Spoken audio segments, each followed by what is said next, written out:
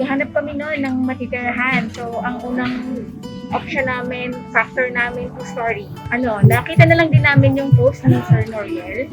So, nag-inquire kami. Okay naman.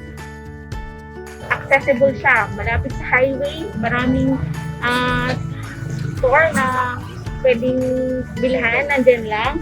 Kaya, okay sa amin itong Golden Horizon.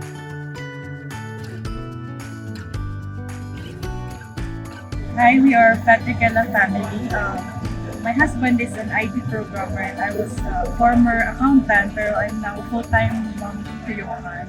And then we learned Golden Horizon projects from Facebook ads. And then we were assisted by our friend. We chose to have this our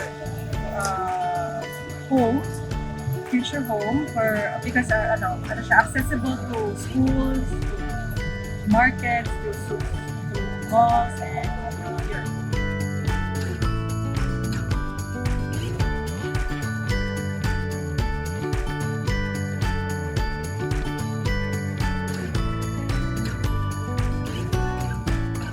We're the Publico and Pasqua family.